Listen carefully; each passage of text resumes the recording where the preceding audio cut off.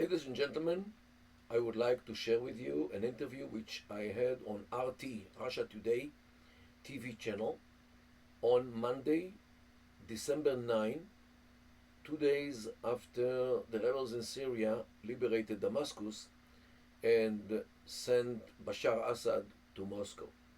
Please watch it.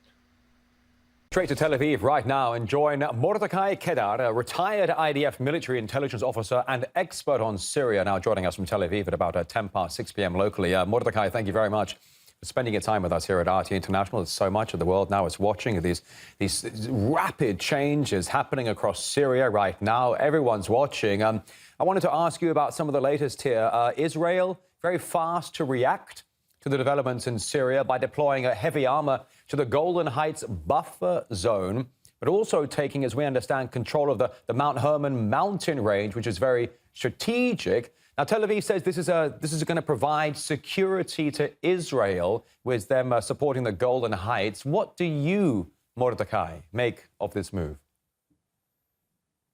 Well, to tell you a secret, don't tell anyone.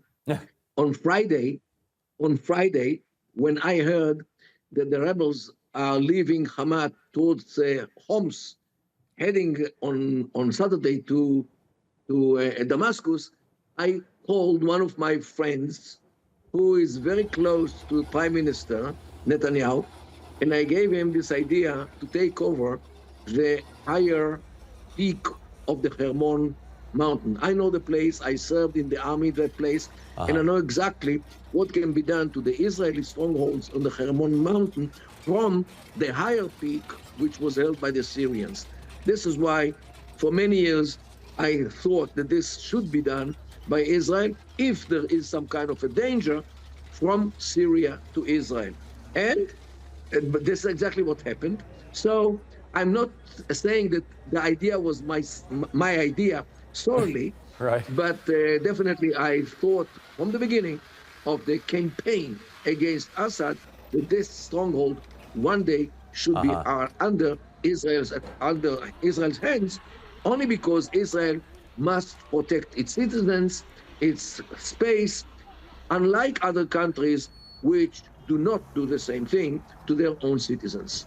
Mordechai, what about, is there and I appreciate you saying that, by the way, but is there a broader plan here or a broader picture? I mean, as you can imagine, all sorts of people are saying all sorts of things right now, and there's quite a lot of talk about this so-called plan for the greater Israel, Syria, Lebanon, Iraq, and so on and so forth. We've seen videos and pictures, for example. I'll show you a picture in a minute of reportedly IDF soldiers wearing a new patch on their uniform that shows a map, and it's a much bigger Israel. Is there any truth to any of this, or is it just conspiracy theory stuff?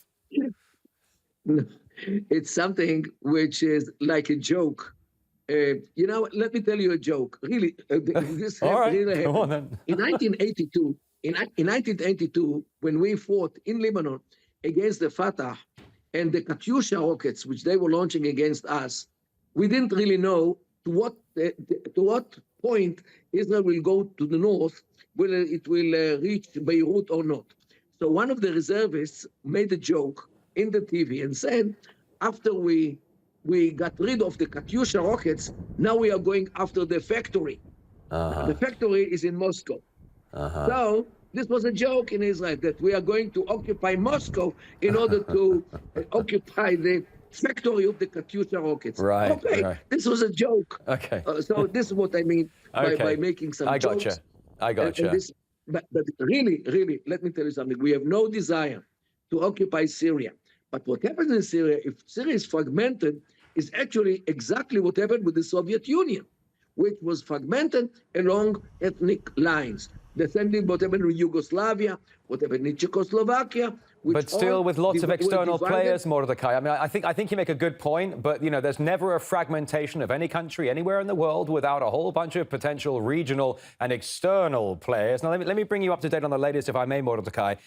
Confirmed by CENTCOM, the US has been striking ISIS or ISIL targets in Syria, as many say, fearing the blowback in the wake of Assad's fall. Mordechai, is there any concern for Israel, which in the past has admitted giving helping hands to various militants in the Golan Heights. Mordechai, I want you to listen. I want you to listen to a comment here from the former Mossad chief, Ephraim Halevi. Have a listen to this, please. Right. There have been reports that Israel's been treating wounded Syrian rebel fighters in its hospitals on the border, including fighters from Nusra Front, which is, of course, the al-Qaeda proxy in Syria. Do those reports worry you that Israel's helping wounded al-Qaeda-aligned fighters? As I said before, in a different context, it's always useful also to deal with your enemies in a humane way. You don't think there's going to be blowback against Israel if you get into bed with a group like Nusra Front? No, I don't think so. There's Ephraim Halevi right there. I hope you could hear that okay, Mordechai. Is there any concern? Do you think there's any concern? Is Israel potentially worried about maybe some sort of blowback from any of these groups that it's been supporting?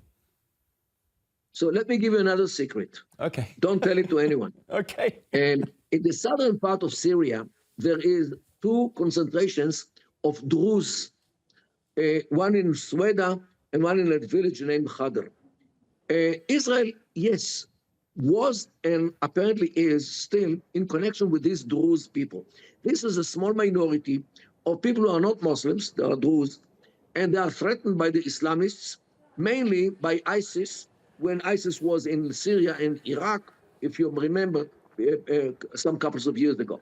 So Israel helped them in order to survive vis-a-vis the terrorists. Yes, and Israel is proud to help those minorities threatened by the Islamists. This is one thing.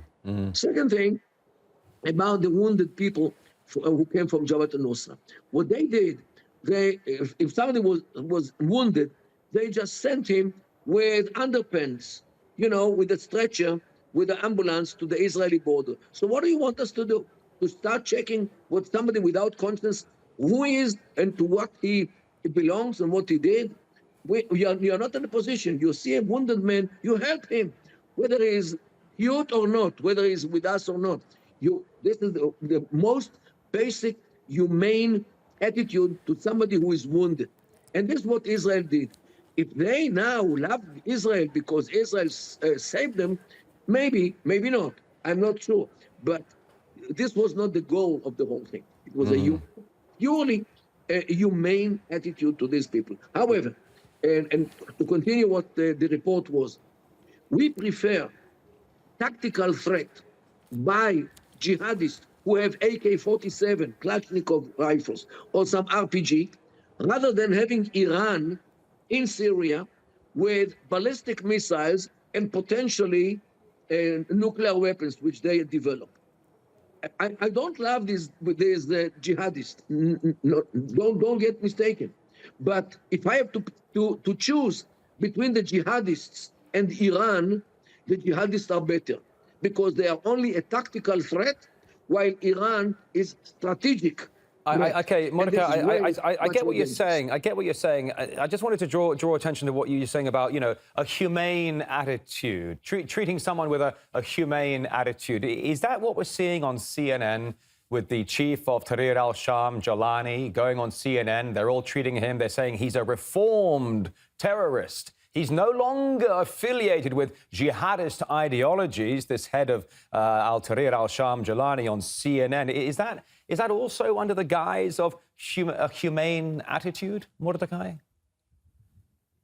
If he was treated in Israel, I don't know about this because I don't know the list of names of those Jabhat al-Nusra people who were treated in Israel. Maybe, I don't know, maybe. If he was treated in Israel, maybe it changed something in his attitude to the Jewish state. I have no idea. Yeah. What about, just quickly, I'll let you go in just a moment. I'm grateful for your time, Mordechai. CENTCOM, as I said a moment ago, CENTCOM confirming America bombing ISIS and ISIL assets.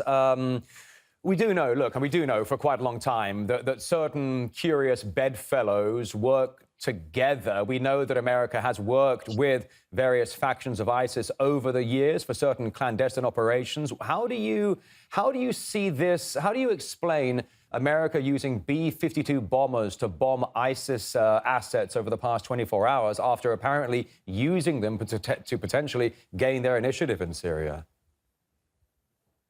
Well, to tell you the truth, in some cases, I really don't understand the Americans. For this, you need somebody who is an expert about America. I am still only an expert about the Middle East.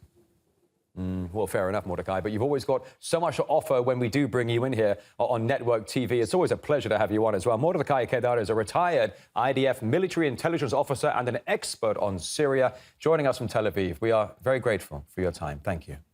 Thank you so much. Thank you.